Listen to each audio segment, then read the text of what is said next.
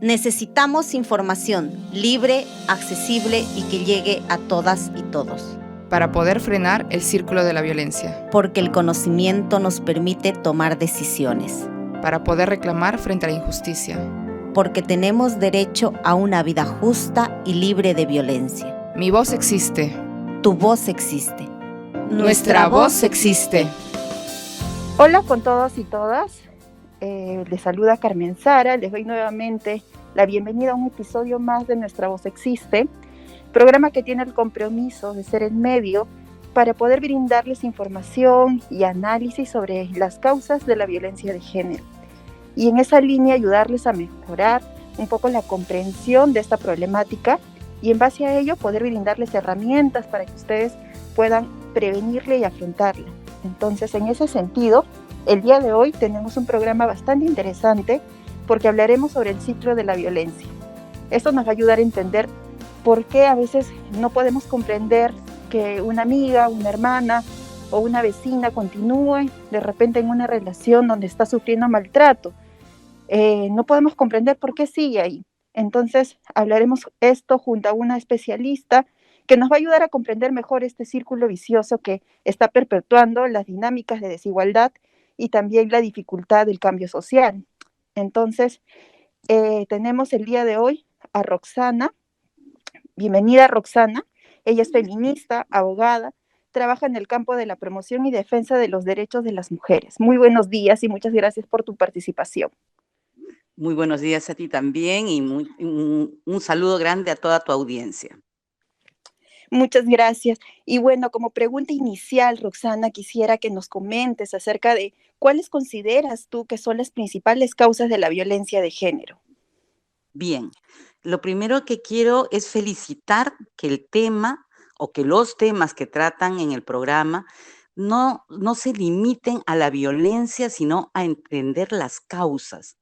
Porque un problema de esta magnitud, que tú sabes que no solamente sucede en el Perú, sino en el mundo entero, no puede intentar resolverse si no se entiende qué lo origina.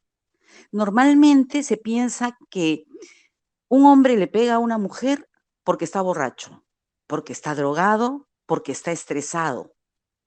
Que un hombre insulta a una mujer porque tiene muchos problemas económicos, tiene muchas cargas o muchas deudas, ¿no?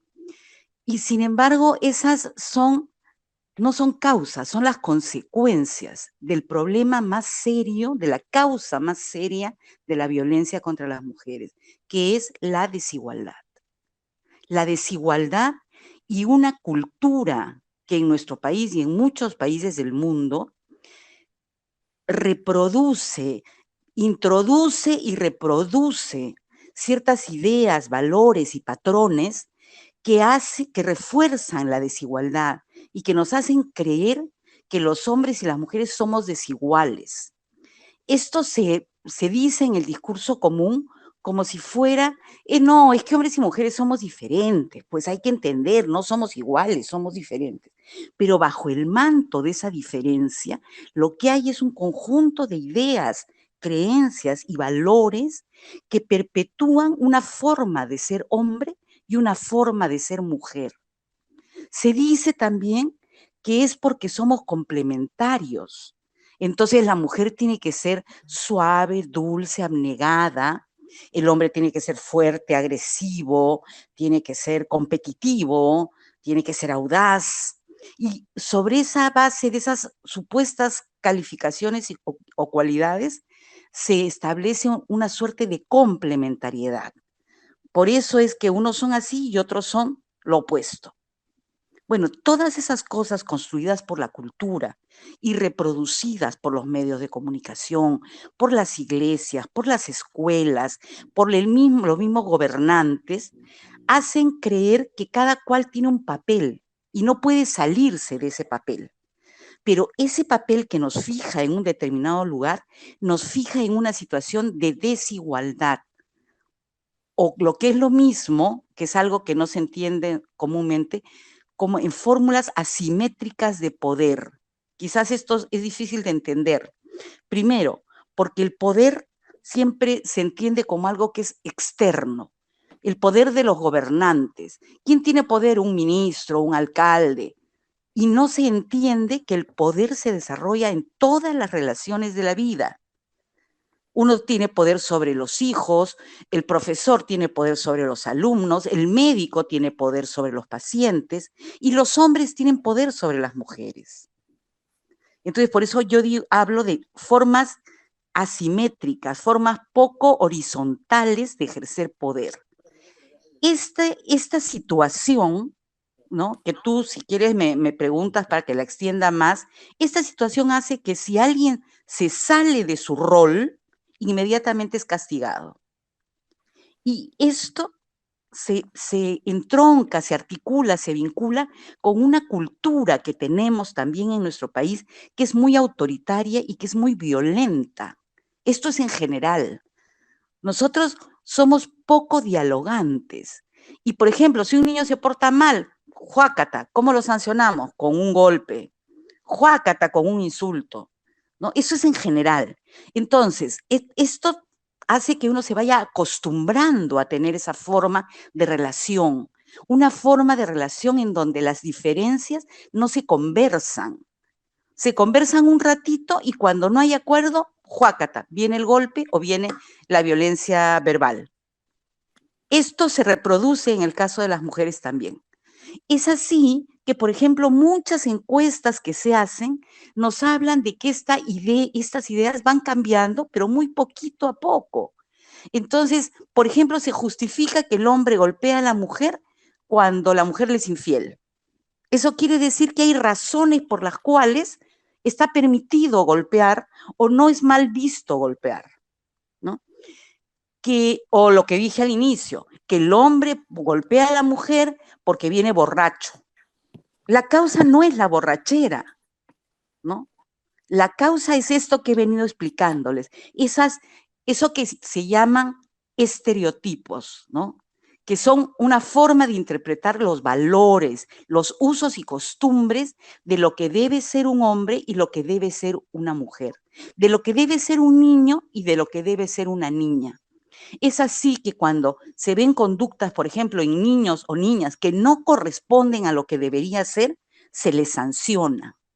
Un niño que le gusta jugar vóley es sancionado no solamente por sus padres, en el colegio, por sus compañeritos. Una mujer que le gusta jugar fútbol o jugar canicas también es sancionado. Esta es la verdadera causa de la violencia. La violencia es un efecto. La violencia no es el origen está en la desigualdad. Y yo creo que esto tiene que entenderse. Si no se entiende, por muchas medidas correctivas que se tomen, van a afectar solamente la última consecuencia, ¿no? El último pedacito del problema, cuando el gran pedazo del problema se origina en estas cosas que te estoy diciendo, ¿no? Entonces, las mujeres no pueden salirse de su sitio. Y si se salen, cuando protestan, cuando quieren salir a la calle, por ejemplo, sin pedir permiso, mujeres de 30, 40 años que tienen que pedir permiso para salir a la calle a sus maridos, entonces, juácata, viene la sanción. Esa es más o menos la idea. No sé si ha quedado suficientemente clara o quieres que ponga más ejemplos. Clarísimo, o tú me dices. Clarísimo, Bien. Roxana. Y en esa línea, porque hablábamos un poco de cómo se sanciona a la mujer o en general, ¿no? A los roles que se cumplen, cómo se va sancionando cuando te sales de ese rol, ¿no? Que es realmente son los estereotipos de género. Y en esa línea, cuando hablamos, por ejemplo, de círculo de la violencia de género, ¿cómo podríamos referirnos a ella? ¿En qué consiste esto? Consiste en que por esta naturalización en esta forma de tratarnos, ¿no? Estamos, hombres y mujeres, tan llenos de estas ideas que en primer lugar no reconocemos la violencia. Eso es lo primero, ¿no? Yo he realizado algunos estudios en donde, por ejemplo, a las niñas desde que son pequeñas se les dice que ellas tienen que ir a la cocina a ayudar a su mamá. Y cuando ellas se resisten, porque como te digo, están comenzando a haber ciertos cambios lentos, pero ciertos cambios, cuando ellas se resisten y dicen, ¿yo por qué tengo que ir a la cocina y no tiene que ir mi hermano? Porque eres mujer. y tarde o temprano vas a tener que cocinar en tu hogar. Entonces ahí ya se fija una idea, ¿no es cierto? Entonces, eso hace que la persona crezca sin darse cuenta de que eso ya la encasilló, ¿no? Y entonces lo toma como natural.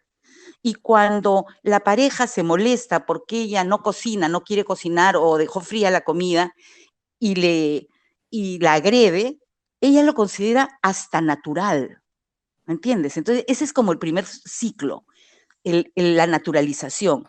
Y luego, cuando esto se convierte en una costumbre, en una forma de relación, es como muy difícil salir de esto, porque ya comienza a complejizarse la historia con tengo hijos, cómo voy a alimentarlos, cómo voy a hacer con el tema de mi vivienda, qué pasa si en mi casa no hay un hombre, nadie me va a respetar.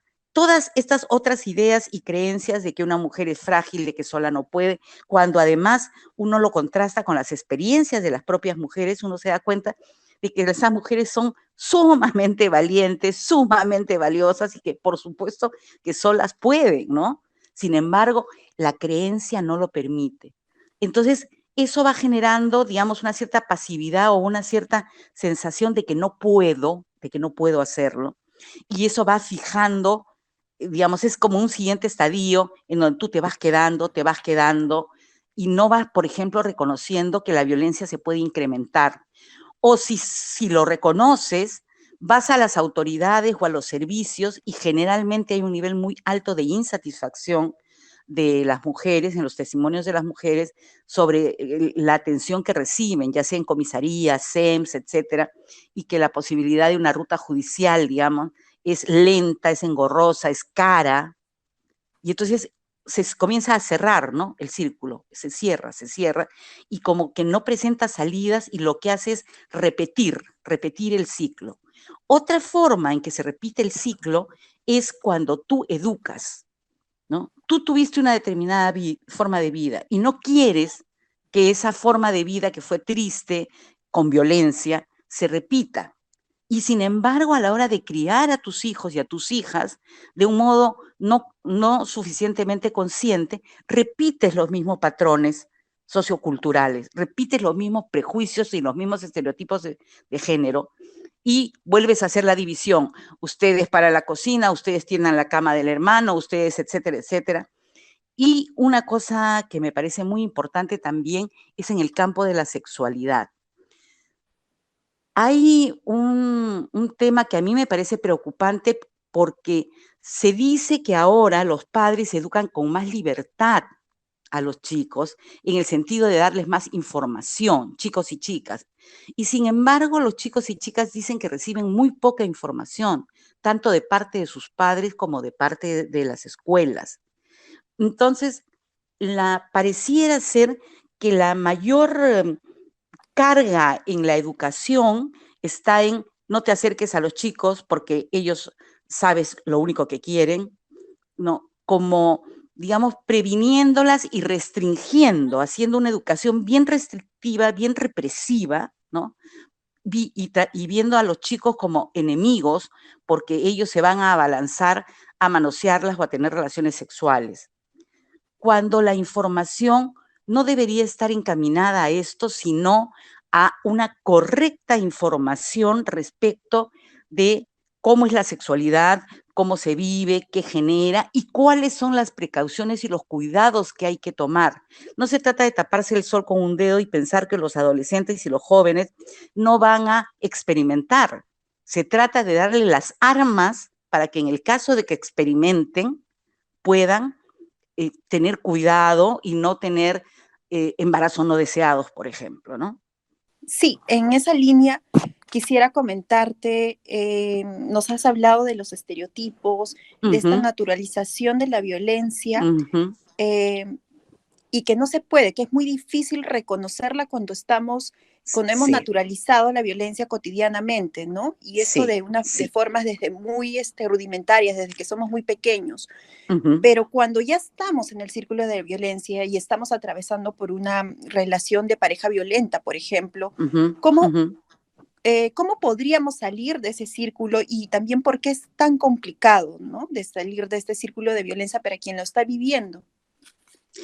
Yo creo que una forma de salir del círculo es, por supuesto, reconocerlo, ¿no? Reconocerlo para ti, y creo que una forma importante es reconocerlo ante otros y ante otras, pero que te comprendan, porque muchas mujeres recurren en primer lugar a sus padres, a sus madres, o también al sacerdote, ¿no?, de la iglesia de la que forman parte, y muchas veces esas personas, en vez de reforzar la autoestima de las mujeres, reconociendo y creyéndoles, lo que hacen es devolverlas al hogar, decirles: no, hijita, se trata de aguantar, así es, a mí me pasó lo mismo. O en el caso del sacerdote: no, hijita, hay que preservar el matrimonio o la unión que es sagrada. Entonces, por eso te digo, reconocerlo primero ante uno, pero sobre todo pedir ayuda, ¿no? Pedir consejo, pero saber a dónde se pide ayuda y a dónde se pide consejo. Las organizaciones de mujeres, muchas a lo largo y ancho del país, tienen espacios en donde se puede hablar y compartir experiencias. Yo creo que esto fortalece mucho a las mujeres, en primer lugar, porque necesitan que alguien les crea. En segundo lugar, porque necesitan que nadie las devuelva a ese lugar que es tan hostil para ellas. Y en tercer lugar, para que tomen conciencia de la situación que están viviendo, puedan conversarlo con los hijos y puedan ver un arreglo para que esta situación no continúe, ¿no? Me refiero a un arreglo en el sentido de, por ejemplo, una separación, porque el hecho de que, digamos, los hombres tomen conciencia de esto va a tardar, ¿no? No es una cosa inmediata. Y al contrario, yo creo que en este momento estamos viviendo una situación de reacción. Los feminicidios y estas formas brutales de violencia que ahora se conocen con más claridad, no es que no hayan sucedido nunca, pero la agresividad o la brutalidad tiene un tufillo, tiene un sabor a reacción. Es decir, antes no se daban de esa manera, probablemente no se daban de esa manera tan fuerte porque las mujeres no reaccionaban, no decían no, no ponían un basta. Ahora, la forma como algunas mujeres se conducen va generando una reacción que puede ser más violenta, pero esa no es responsabilidad de las mujeres. Eso es simplemente un proceso por el cual cuando tú pones un límite que nunca antes has puesto, causas mucha sorpresa en la persona que tiene poder sobre ti, ¿verdad? Correcto. Y no se acepta el no, no se acepta el no. Entonces creo que una forma de ayudarse es esa, y es un proceso largo, lento y difícil, pero yo creo que digamos, cobijarse y sentirse fortalecida entre otras iguales en organizaciones de mujeres, o pedir ayuda a organizaciones no gubernamentales para una asesoría más eficaz, tanto psicológica como legal, podría ser parte de la salida. Correcto, Roxana. Sí, porque hay muchas mujeres que precisamente están en este estado de indefensión, ¿no?, frente a esta violencia, y les es muy complicado. Muchas gracias, Roxana, por todo lo que nos vienes compartiendo. Realmente es bastante valiosa la información. En este momento me gustaría hacer una pequeña pausa para regresar con la segunda parte de la entrevista. Muy bien, claro. Ok.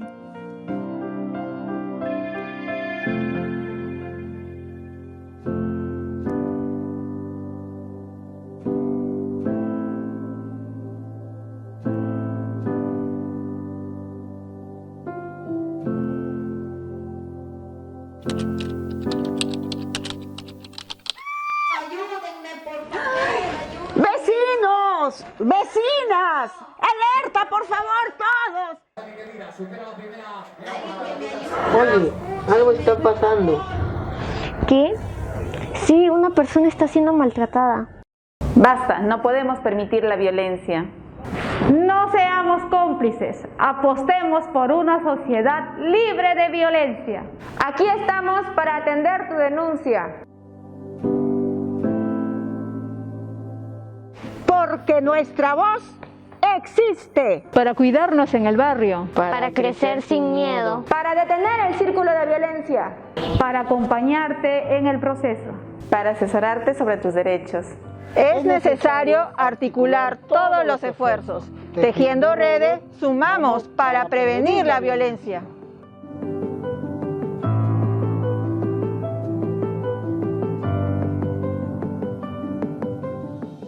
Bueno, entonces retomamos con el programa. Hemos estado conversando con Roxana sobre el funcionamiento del círculo de la violencia, las razones por qué es tan complicado salir de este contexto, y también queremos seguir profundizando un poquito más sobre este tema.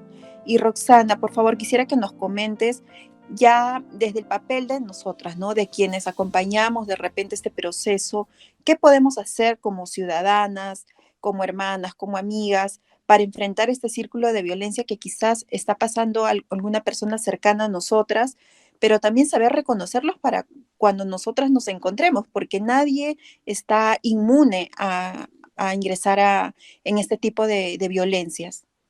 Ujú. Mira, yo quisiera decirte, mi reacción al respecto es la siguiente. Hay un dicho que dice: el que puede, puede, ¿no? Y realmente es importante que las personas, las mujeres especialmente, reconozcamos el poder que tenemos y el derecho que tenemos a tener poder. Para decirlo en sencillo, que tú puedes hacer A, B, C, D cosas, y que esas no están prohibidas y que no tienes que pedir permiso. Porque no es posible que hasta el día de hoy, en pleno siglo XXI, hayan relaciones de pareja, incluso de jóvenes, de enamorados, enamoradas, de la juventud, de la adolescencia, en donde la regla es pedir permiso. No se trata de pedir permiso, se trata de ejercer nuestros derechos sin vulnerar los derechos de los otros, pero de ejercer nuestros derechos y de saber que podemos. Esto haría un cambio entre, por ejemplo, el no reconocer que te están agrediendo y reconocerlo, ¿no? Y esto creo que el proceso de reconocimiento es muy importante. En segundo lugar, cuando has mencionado lo de las amigas, los amigos, la gente cercana, ¿qué puede hacer? Quería decir algo. El problema es que parte de la violencia contra la mujer es concebida como un asunto privado, no un asunto de derechos, sino un asunto privado, de la vida íntima de las personas. De allí que se diga: no te metas, es un asunto entre ellos lo van a arreglar, ¿no? Sean enamorados, sean esposos, sea lo que sea. No te metas. O, por ejemplo, si tú ves una discusión muy agresiva en la calle, no te metas, ese es un asunto.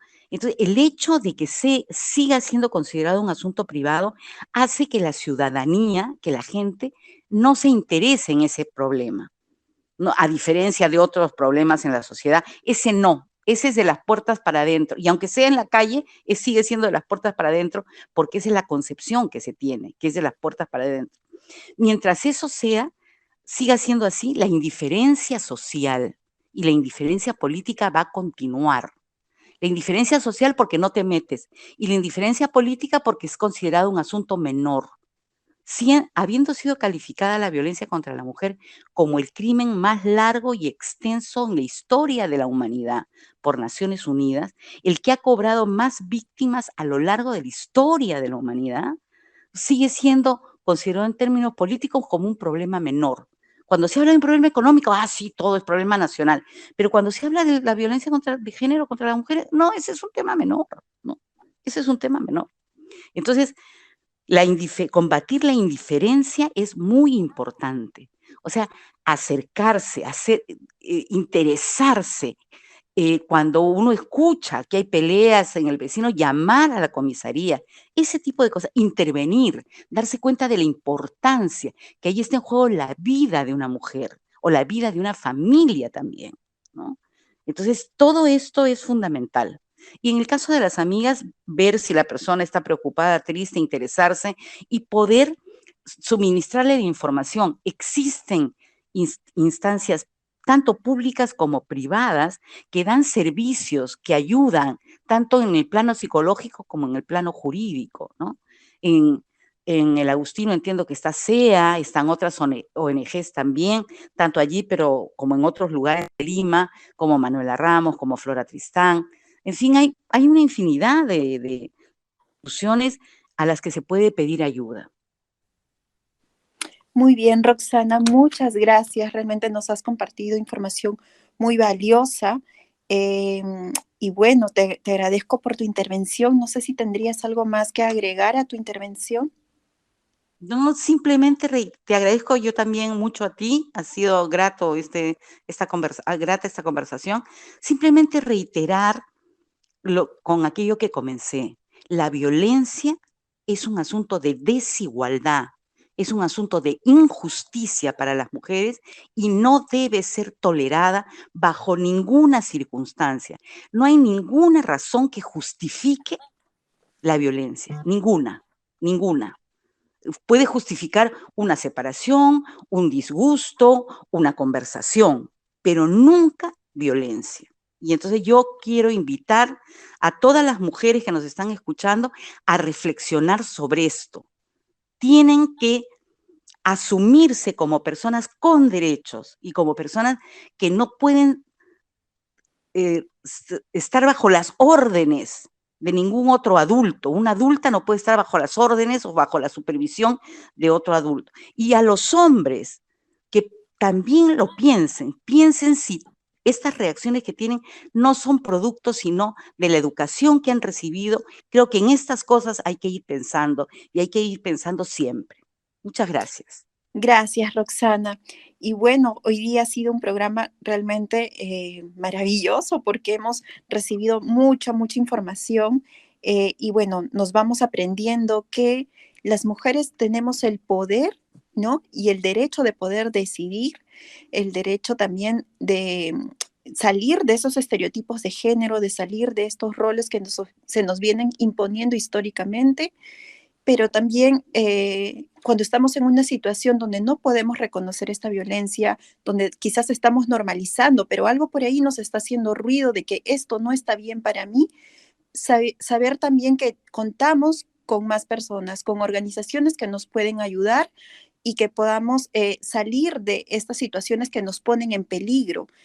Para ello nosotras contamos con, por ejemplo, la línea 100, los centros de emergencia mujer cuando queremos denunciar y equipos multidisciplinarios ahí que nos pueden apoyar, pero también contamos desde el otro lado con las organizaciones civiles, como por ejemplo SEA, también con los colectivos feministas, donde, y bueno, donde nos pueden ayudar nos pueden acompañar y también nos pueden ayudar en todo este proceso que realmente es muy difícil que podamos salir de esto, pero no es imposible. Así que a todas las que nos están escuchando, les mando un fuerte abrazo y también no quiero terminar el programa recordando que tenemos nuestras distintas redes sociales. Se las voy a ir mencionando. Por ejemplo, estamos en Facebook como SEA El Agustino, estamos en Instagram también como Servicios Educativos El Agustino, en Spotify como Nuestra Voz Existe SEA, en YouTube como SEA Servicios Educativos El Agustino y también recordarles que todos los programas de Nuestra Voz Existe van a ser emitidos en los mercados, así que estamos por ahí también conectadas. No se olviden también de compartir este contenido con más personas y así de esta manera vamos a compartir más información, formar nuestras propias redes y que esta información pues nos ayude a construir una sociedad más justa, ¿no? Principalmente para las mujeres. Nos vemos pronto. Chau, chau.